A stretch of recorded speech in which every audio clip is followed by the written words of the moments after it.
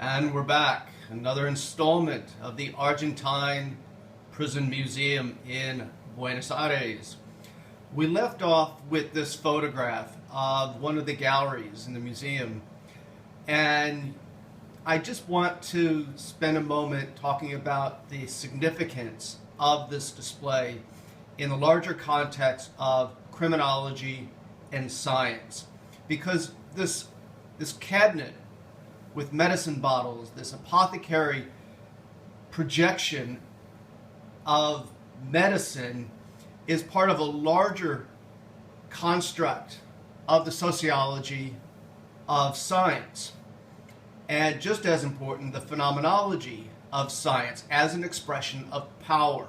Foucault writes at length about power knowledge. And here we see the intersection between Argentine criminology and this larger function of the state, as suggested here with the Argentine flag. This interworking of what sociologists and criminologists in Argentina describe as the medico-legal society. It's a combination of medicine and law that makes a unique contribution to the larger project of Argentine government and Argentine power.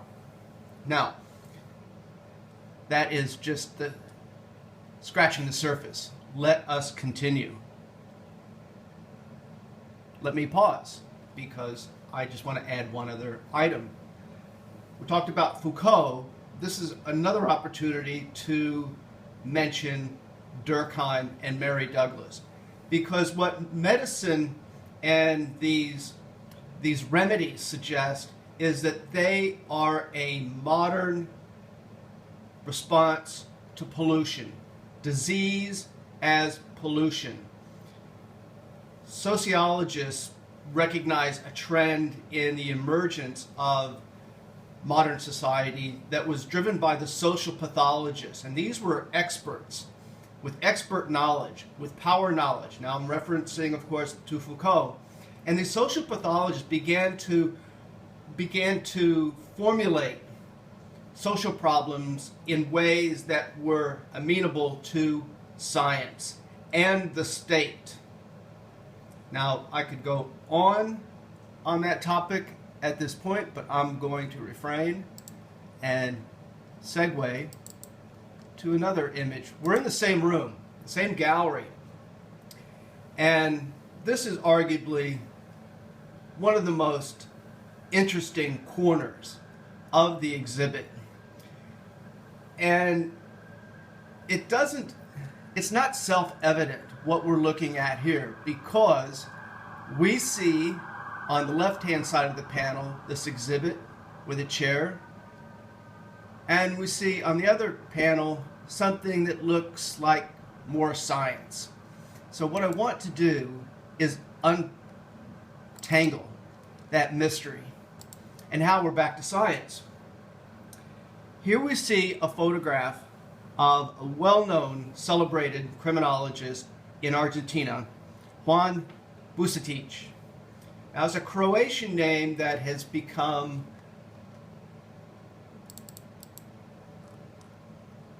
pronounced by way of Spanish and Argentine, local Argentine accents. And Juan Bucetich is celebrated for a number of reasons, one of which is something I mentioned before, is that Argentina was becoming a power on the world stage, economically, but also in terms of engineering, law, and science. And criminology is very much part of that larger repertoire of power. And Bucetich is one of the pioneers of fingerprint analysis. And here we get into another food fight of which country, which pioneer is responsible for really developing this form of criminalistic science. And this is a good time for me to recommend a book on the topic by Simon Cole.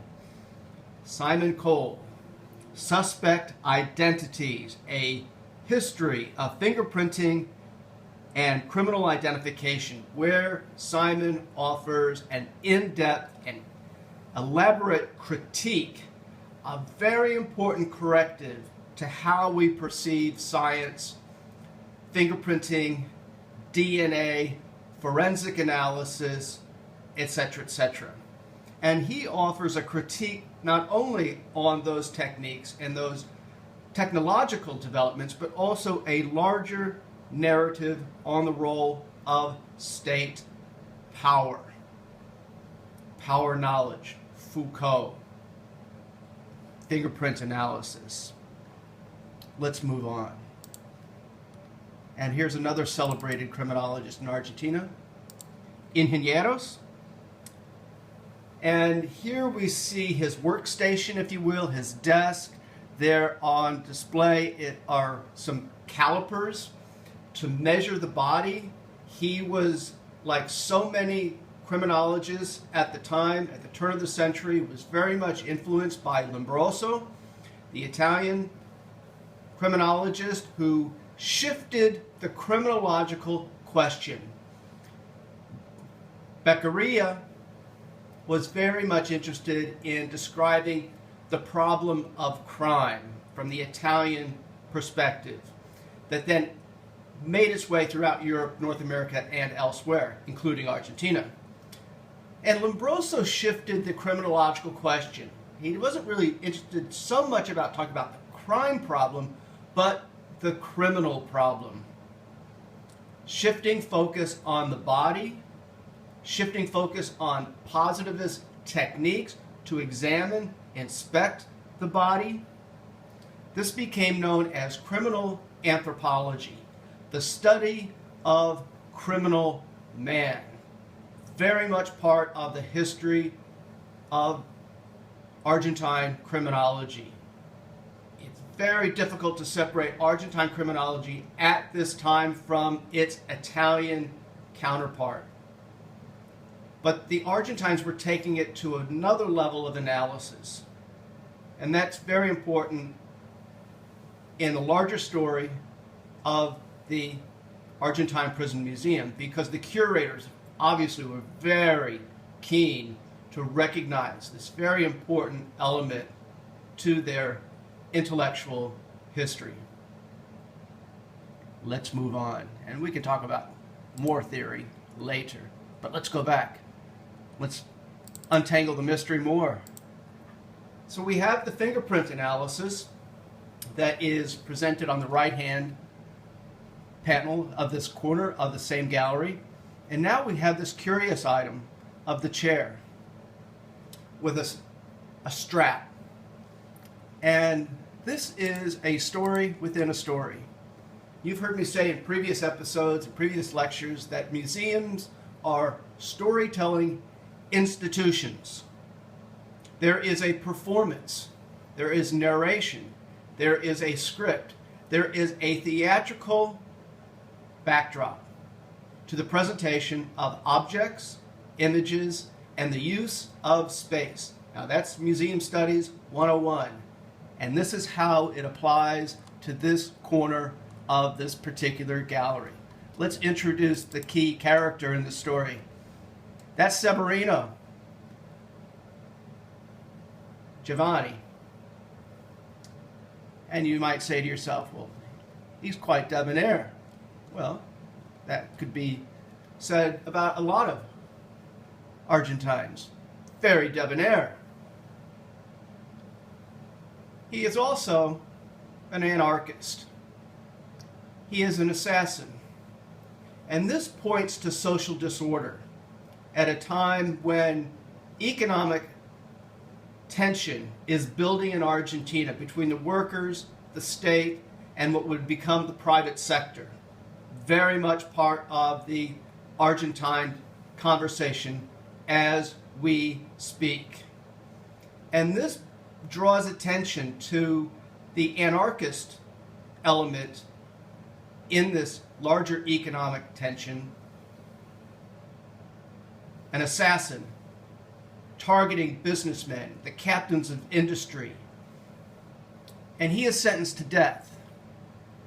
And here is a photograph of Giovanni standing in front of the chair.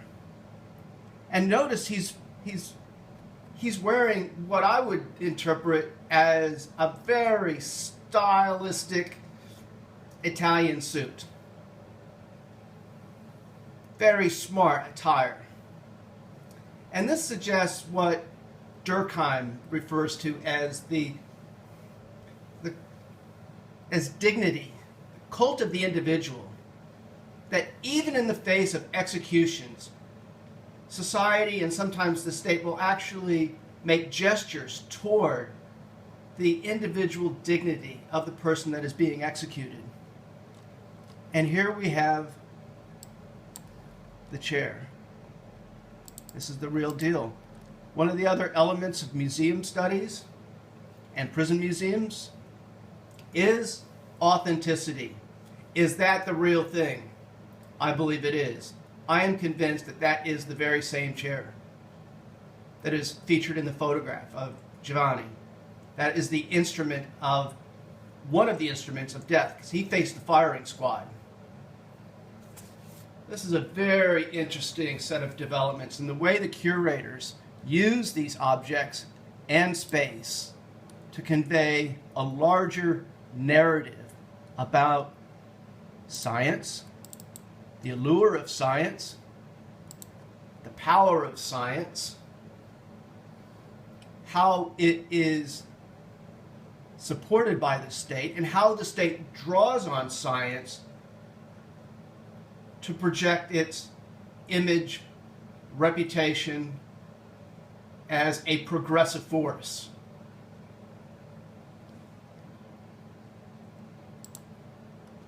More science. I really like this part of the gallery because it just speaks to the development of criminology in Argentina. We're going to take a pause and we're going to come back to this photograph. I suggest we get a coffee, and since we're in Buenos Aires, perhaps an empanada.